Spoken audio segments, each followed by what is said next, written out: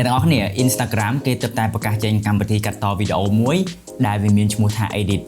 ដែលកម្មវិធីនេះគឺវាមានភាពងាយស្រួលក្នុងការប្រើប្រាស់អត់ញ៉ៃញ៉ៃអត់មានប្រតិកម្មហើយនៅពេលដែលយើង export ក៏អត់មានជាប់ watermark ទៀតហើយអ្វីដែលពិសេសគឺកម្មវិធីនេះគឺ free អត់មានតម្រូវយើងធ្វើការបង់ប្រាក់ទេកម្មវិធីនេះគឺយើងអាចប្រើប្រាស់បានទាំងទូរស័ព្ទដៃ iPhone iOS ហើយនិង Android បានផងដែរហើយនៅក្នុងវីដេអូនេះខ្ញុំនឹងបង្ហាញអ្នកនរគ្នាពី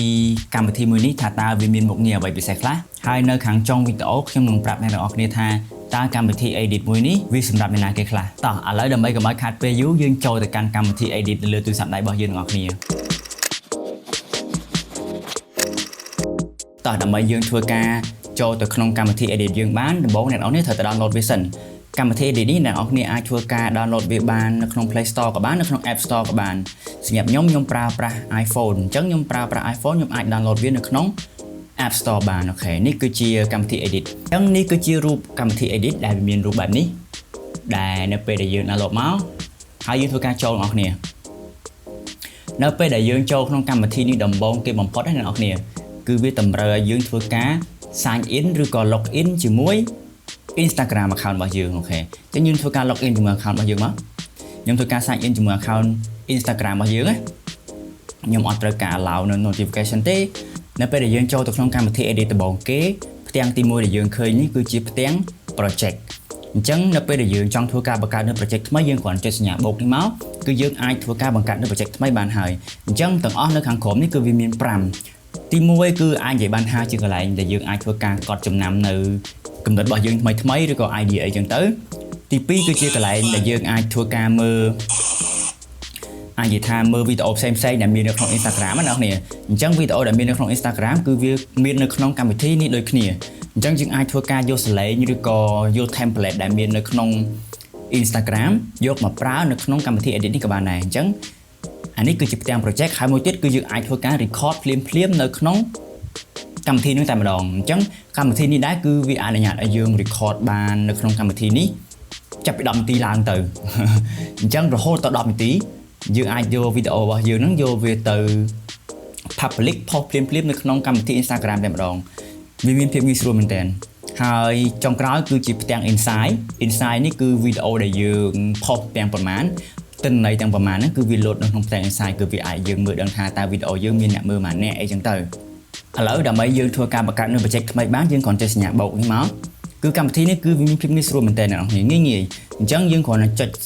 រើសវីដេអូដែលយើងចង់ធ្វើការ edit ហើយយើងចុច add មកអញ្ចឹងវីដេអូរបស់យើងគឺលោតចូលទៅក្នុងកម្មវិធី edit នេះផ្ទាល់តែម្ដងអ្នកនរគ្នាអញ្ចឹងមានភាពងាយស្រួលមែនតើបើសិនជាយើងឆ្លាញ់វាត្រង់ណាយើងចង់កាត់វាត្រង់ណាយើងគ្រាន់តែចំហវាត្រឹមហ្នឹងអ្នកនរគ្នាគឺវាស្តៀងទៅនឹងកម្មវិធី CapCut ដែរឬក៏កម្មវិធីកាត់តវីដេអូផ្សេងៗដទៃទៀតអញ្ចឹងណាវាស្តៀងគ្នាទេវាអត់មានអីខុសគ្នាខ្លាំងទេអញ្ចឹងយើងឆ្លាញ់ត្រង់ណាយើងជុំវាត្រង់ហ្នឹងមកហើយបើសិនជាយើងចង់កន់វាយើងគ្រាន់តែ split មកអ្នកនរគ្នារួចជាការស្រេចហើយអញ្ចឹងកន្លែងណាដែលយើងអត់ចង់បានយើងគ្រាន់តែ delete មកអូខេរួចជាការស្រេចហើយណាអញ្ចឹងនៅក្នុងនេះដែរអ្នកនរគ្នាឃើញមានអីខ្លះមានដូចជា add audio add សលេង add អក្សរ voice over ឬក៏យើងអាចធ្វើការប្រើនៅ auto caption បានអ្នកនរគ្នាគឺវាអាចឲ្យយើងទៅសេ caption តាមរយៈដែលយើងនិយាយប៉ុន្តែចូលរូបសពស្ដាយផងគឺវាអត់ស្គាល់ភាសាខ្មែរនៅឡើយទេអញ្ចឹងកាលណាដែលយើងប្រើប្រាស់ auto caption គឺស្គាល់បានតែភាសាអង់គ្លេសទេហើយមួយទៀត add overlay បានន័យថាយើង add នៅ layer ថ្មីស្តៀងទៅនឹង CapCut ដែរហើយមួយទៀត sound effect យើងស្គាល់ហើយ sound effect ហើយមួយទៀតកន្លែងឲ្យយើងធ្វើការកាត់អាវកាត់ background កាត់អីចឹងទៅក៏បន្ថែម sticker ចឹងទៅអញ្ចឹងត្រង់នេះគឺខ្ញុំចង់បង្ហាញអ្នកនរគ្នាត្រង់នេះមួយគឺចង់ add audio អ្នកនរគ្នា audio ត្រង់នេះគឺ audio ដែលមាននៅក្នុង Instagram audio ដែលមាននៅក្នុងកម្មវិធី Instagram ស្រាប់ៗដែលគេនិយមប្រើអីចឹងណាអ្នកនរគ្នាប៉ុន្តែបើសិនជាយើងអត់ចង់បាននៅ audio ឬក៏សលេងដែលមានស្រាប់ទេយើងអាចធ្វើការ import ទាំងនេះយើងជ្រើសរើសនៅសលេងដែលមាននៅក្នុងទូរស័ព្ទរបស់យើងណាយើងគ្រាន់ចុចអាហ្នឹងមកយើងអាចធ្វើការជ្រើសរើសនៅសំឡេងផ្សេងៗនៅក្នុងទូរស័ព្ទរបស់យើងបានយ៉ាងមានភាពងាយស្រួលមែនតើខ្ញុំចុច OK សិនមកគឺ import សលេងចេញពីវីដេអូមកវិញអញ្ចឹងត្រង់នេះគឺខ្ញុំអត់យកទេគឺខ្ញុំយកជ្រើសរើសសលេងដែលមាននៅក្នុង Instagram ស្រាប់អូខេអញ្ចឹងខ្ញុំឆ្លាញ់សលេងមួយនេះខ្ញុំគ្រាន់តែចុចលើវាមកហើយចុចយកមកអញ្ចឹងគឺសលេងនេះគឺវាលោតនៅក្នុង IG របស់យើងតែម្ដងលោតនៅក្នុងកម្មវិធី edit របស់យើងតែម្ដងខ្ញុំច្រឡំមួយ IG ថាវាស្តៀងគ្នាអញ្ចឹងកាលណាដែលវាលោតចូលទៅក្នុងកម្មវិធី edit មកគឺយើងអាចធ្វើការកាត់លើនឹងបានទាំងអស់អ្នកនរគ្នាណាគឺស្តៀងគ្នា ចឹងត្រង់នេះគឺយើងបានដាក់វីដេអូមួយហើយនឹងសលេងពីលើអូខេអញ្ចឹងយើងអាចធ្វើការ apply នៅ transition នេះបានដូចគ្នាអ្នកនរគ្នា apply នៅ transition គឺស្តៀងគ្នាទៅនឹងកម្មវិធី CapCut ដែរប៉ុន្តែត្រង់នេះគឺវាអត់មានតម្រូវយើងបង់លុយទេគឺអាចនិយាយបានថា transition មួយចំនួនធំដែលវាមាននៅទីនេះគឺសិតតែ free ទាំងអស់គឺអត់មានតម្រូវយើងបង់ប្រាក់ទេអ្នកនរគ្នាណាឃើញ transition នេះគឺពីប្លង់មួយទៅប្លង់មួយគឺវាមានការឆ្លងកាត់គ្នាគឺ transition នឹងឯងអញ្ចឹងម្ដងហើយម្ដងទៀតគឺអត់មានបង់លុយទេគឺ free ទេណាអ្នកនរគ្នាណាអញ្ចឹងយើងឆ្លាញ់ transition ណាយើងដាក់ transition ហ្នឹងមកយើងគ្រាន់តែចុចទៅលើ icon វាមកយើងដាក់ transition តាមយើងឆ្លាញ់អូខេអញ្ចឹងត្រង់នេះដែរសម្រាប់ក្នុងកន្លែងវីដេអូយើងវិញយើងអាចដាក់បានដូចជាសេរីទៅជា volume យើងអាចសេរី speed ក៏បានយើងអាចសេរី adjust ពណ៌ឬក៏ color ផ្សេងៗនៅលើនឹងបានទាំងអស់យើងអាចបដូរនៅ filter បានយើងអាចចាក់ filter ពីលើនឹងបានតែ filter នេះយើងឃើញមាននៅក្នុង Instagram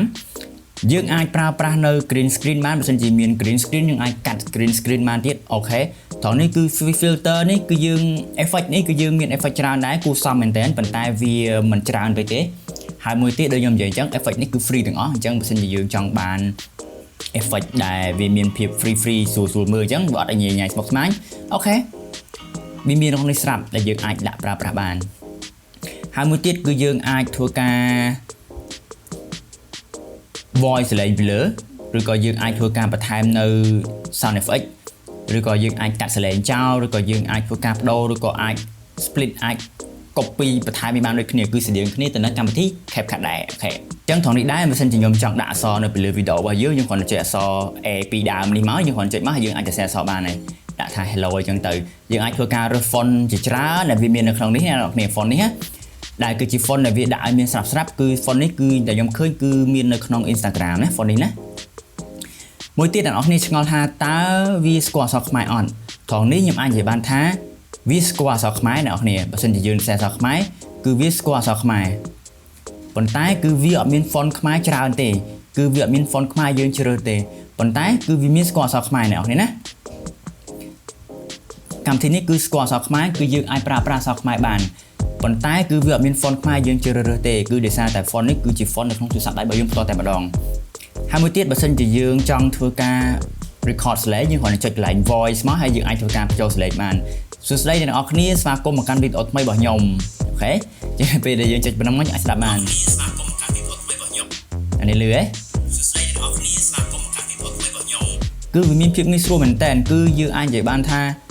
សម្រាប់អ្នកដែលយើងកាត់តវីដេអូមុំអីកម្មវិធីនេះគឺប្រើបានទាំងអស់អាចនិយាយបានថាងាយស្រួលជាងកម្មវិធីផ្សេងៗទៀតអញ្ចឹងបន្ទាប់មកគឺយើងអាចធ្វើការ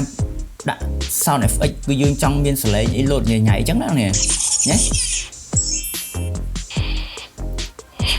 ច្រើនមែនតើគឺយើងអាចនិយាយបានថាយើងអត់ចាំបាច់អីច្រើនជាងនោះទៀតទេសម្រាប់ខ្ញុំគឺប៉ុណ្្នឹងគឺល្មមហើយអញ្ចឹងយើងដាក់ transition នេះយើងយកសលេងមកដាក់ចំកន្លែងនេះមកយើងគ្រាន់ចាប់ដៃអស់មកនេះឃើញទេអ្នកនរគ្នាគឺស្រួលមែនតើអញ្ចឹងនៅពេលដែលយើងកាត់តវីដេអូយើងហើយយើងអាចធ្វើការ export វីដេអូរបស់យើងបានអ្នកនរគ្នាយើងអាចធ្វើការ export ដែលយើងធ្វើការជ្រើសរើសនៅ resolution HD 2K 4K អីចឹងទៅអ្នកនរគ្នាណាខ្ញុំអាចស្រួលមើលទាំងនេះបាន resolution មាន HD 2K 4K color មាន HDR និង HDR យើងអាចយក HDR ក៏បានធម្មតាចឹងទៅមិនធ្វើ HDR អីទេហើយយើងអាចធ្វើការ export បានត្រង់នេះខ្ញុំសូមបញ្ជាក់អ្នកនរគ្នាបន្តិចបើសិនខ្លាចអ្នកនរគ្នាច្រឡំគឺកម្មវិធីនេះនៅពេលដែលយើង export វីដេអូចេញក្រៅចូលទៅក្នុងទូរស័ព្ទដៃរបស់យើងគឺវាអត់ចាប់ចម្រៀងទេគឺវាអត់ស្គាល់ចម្រៀងទេលុះត្រាតែយើងផុសវា publish វាចូលទៅក្នុង Instagram ទើបឮសំឡេងចម្រៀងដោយសារតែកម្មវិធីនេះបើសិនជាយើង export ចេញក្រៅហើយវាជាប់ចម្រៀងគឺបានន័យថាគឺវាជាប់ copyright អញ្ចឹងបើសិនជាយើងយកសំឡេងនេះយកទៅផុសនៅក្នុង Instagram គឺវាអត់ជាប់ copyright ទេសួស្តីអ្នកនរគ្នាស្វាគមន៍មកកាន់វីដេអូថ្មីរបស់ខ្ញុំវីដេអូថ្ងៃនេះគ្រាន់តែចង់បង្ហាញ keyboard អីចឹងណា keyboard អីអានេះ Mac គេទុក voice keyboard ចង់និយាយចឹងណាអញ្ចឹងអរគុណអ្នកនរគ្នាសម្រាប់ការទស្សនាវីដេអូមួយនេះខ្ញុំសង្ឃឹមថាវីដេអូនេះវានឹងជួយអ្នកនរគ្នាបានច្រើនកុំភ្លេចចុច like ហើយនិង share វីដេអូនេះផងជួបគ្នាវីដេអូក្រោយ